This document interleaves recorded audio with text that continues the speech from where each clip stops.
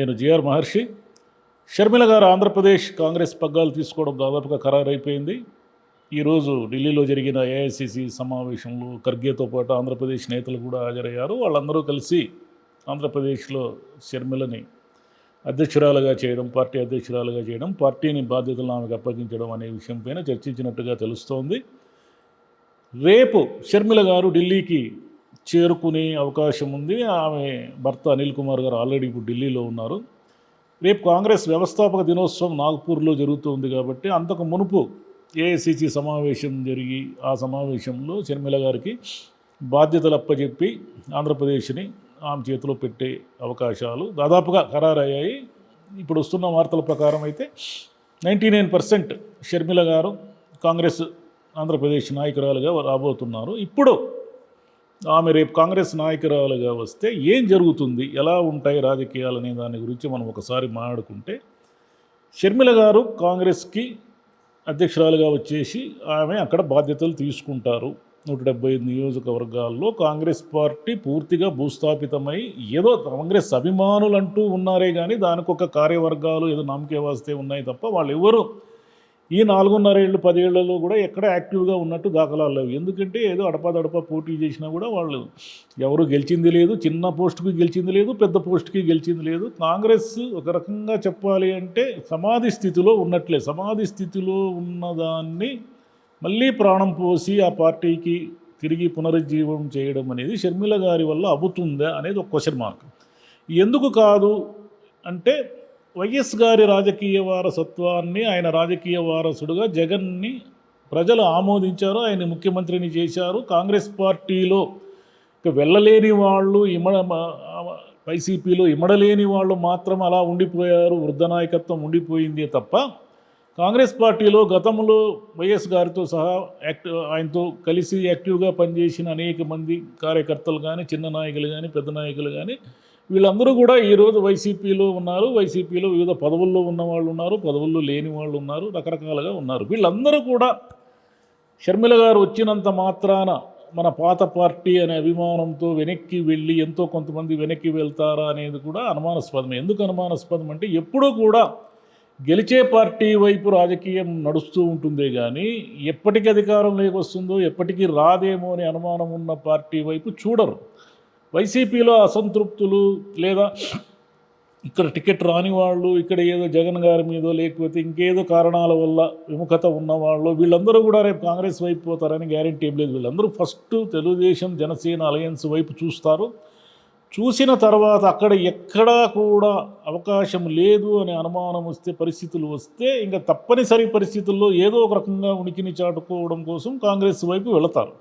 అయితే షర్మిల గారి ముందున్న అత్యంత పెద్ద సమస్యలు ఏమిటంటే, ఒకటి, ఇన్నాళ్ళు ఆమె ఎప్పుడూ కూడా వైసీపీ ప్రభుత్వాన్ని కానీ జగన్ గారిని కానీ రాజకీయంగా నేరుగా విమర్శించిన దాఖలా లేవు. ఏదో అన్యాపదేశంగా అలా 1-2 మాటలు మాట్లాడినట్టుగానే ఉంది తప్ప ఆమె మొత్తం తన రాజకీయాన్ని ఆంధ్రప్రదేశ్లోనే గత 2 ఏళ్లుగా కనుక నడిపి ఉంటే ఎలా ఉండేదో మనకు తెలియదు. కానీ ఆమె ఎందుకో ఇక్కడ వైసీపీకి వ్యతిరేకంగా అంటే తానే వైసీపీ కోసం పాదయాత్ర చేసింది, తానే అన్న కోసం, అన్న అధికారంలోకి రావడం కోసం అనేక సభలు పెట్టింది, మాట్లాడింది ఇంతకాలం. కాబట్టి ఇక్కడ ఉన్నట్టుండి తాను వ్యతిరేకంగా మాట్లాడడం కరెక్ట్ కాదనుకున్నారో ఏం మనకు తెలియదు. కానీ ఆమె తెలంగాణకు వచ్చారు. తెలంగాణలో ఆమెకు యాక్సెప్టెన్స్ లేదు.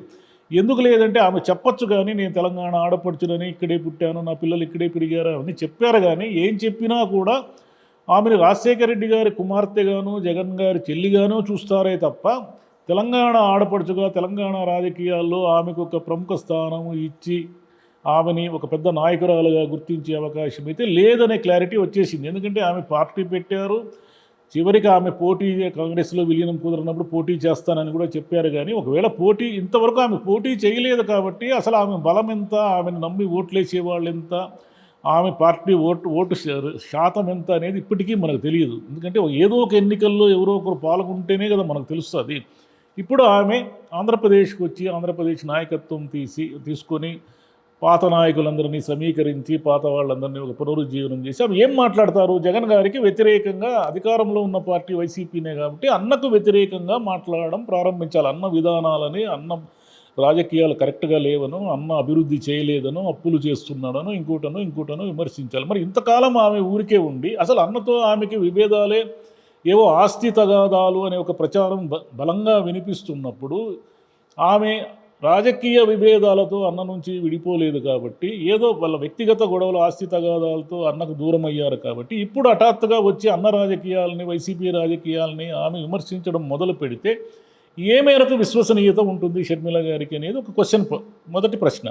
రెండో ప్రశ్న ఏమిటంటే, కాంగ్రెస్ పార్టీ నాయకురాలిగా ఆమె వైసీపీతో పాటు సమానంగా టీడీపీ, జనసేనను కలిపి కూడా విమర్శించాలి. ఆమె వీళ్ళను కూడా వీళ్ళు వచ్చినా ఏమీ లాభం లేదు, వీళ్ళు వేస్ట్, గతంలో చంద్రబాబు నాయుడు గారు 14 ఏళ్ళు ముఖ్యమంత్రి చేశారు, విడిపోయిన ఆంధ్రప్రదేశ్కి 5 సంవత్సరాలు ఆయన నమ్మే అధికారంలోకి ఇస్తే ఆయన ఏం చేశారంటే, గతంలో ఆమె వైసీపీలో ఉన్నప్పుడు విమర్శించిన తీరులోనే ఇప్పుడు కూడా చంద్రబాబు గారిని విమర్శిస్తేనే ఆమెకి కొంత వెయిట్ ఉంటుంది. అలా కాకుండా అన్నను గద్దెదించడం మాత్రమే లక్ష్యంగా పెట్టుకుని చంద్రబాబు నాయుడును, జనసేనను ఊరికే తూతూ మంత్రంగా పురంధేశ్వరి గారు విమర్శిస్తారే, జగన్ మీద అయితే ఆమె విపరీతంగా ప్రెస్ మీట్లు పెట్టి విమర్శిస్తారు. కానీ యాక్చువల్గా అయితే బీజేపీకి తెలుగుదేశం కూడా వ్యతిరేక పార్టీనే కదా, జనసేన సంగతి పక్కన పెడదాం.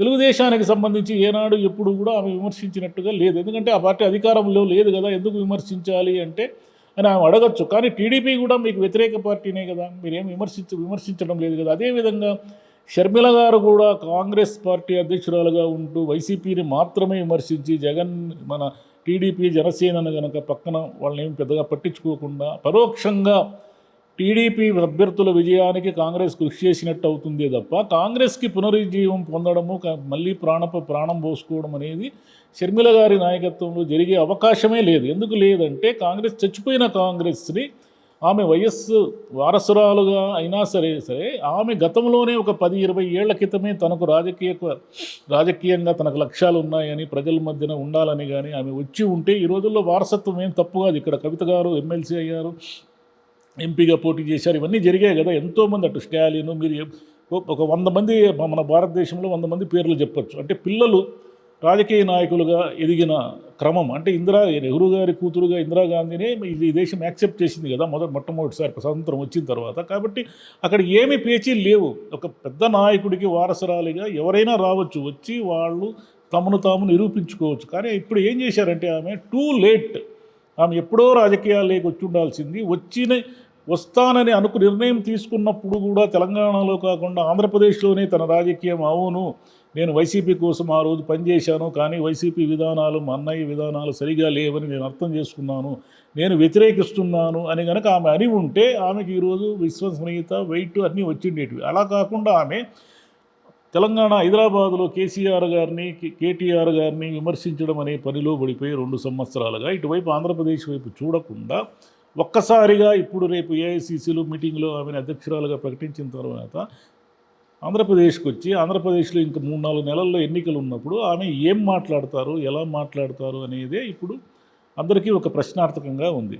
ఇదంతా కూడా మనము రేపు ఆమె పార్టీ పగ్గాలు తీసుకున్నామంటే ఎప్పుడో 2-3 రోజుల్లో మళ్ళీ ఆంధ్రప్రదేశ్కి వచ్చి ఒక సభ పెట్టడము, నాయకులందరితో మీటింగులు ఇవన్నీ జరపడము, ఇవన్నీ చేస్తారు. కాబట్టి ఇవన్నీ చేసిన తర్వాత ఆమె తన రాజకీయ విధానాలు ఏమిటి, వైసీపీ పట్ల తన విధానం ఏమిటి, అంటే కాంగ్రెస్ పార్టీ ఆంధ్రప్రదేశ్ అధ్యక్షురాలిగా ఆమె విధానం ఏమిటి అనేది స్పష్టం చేయాల్సి ఉంటుంది. అదేవిధంగా టీడీపీ, జనసేన పట్ల తమ విధానం ఏమిటి అనేది స్పష్టం చేయాల్సి ఉంటుంది. కాంగ్రెస్ పార్టీ అన్ని స్థానాలకు పోటీ చేస్తుందా, కేవలం ఊరికే తూతూ మంత్రంగా వాళ్ళని పెట్టేసి, నాయకుల్ని పెట్టేసి ఏదో కొన్ని, అంటే వాస్తవానికి షర్మిల గారు నాయకత్వం తీసుకున్నప్పటికీ ఈ 3 నెలల తర్వాత వచ్చే ఎన్నికల్లో కాంగ్రెస్ పార్టీకి దాదాపుగా ఏవైనా షర్మిల గారు నిలబడి ఇంకేమైనా గట్టి క్యాండిడేట్లు నిలబడి 1-2 నియోజకవర్గాలు మినహిస్తే ఎక్కడా కూడా గెలిచే ఛాన్స్ పక్కన పెడితే డిపాజిట్లు వచ్చే అవకాశం కూడా లేదు. ఎందుకంటే ప్రజలు ఎప్పుడు గెలిచే పార్టీకి ఓటేస్తారే కానీ గతంలో ఎప్పుడో మనం హస్తం పార్టీకి, హస్తం గుర్తుకు ఓటేసాం అనేదంతా గుర్తు పెట్టుకుని వాళ్ళు మళ్ళీ కాంగ్రెస్ అభిమానులుగా, కాంగ్రెస్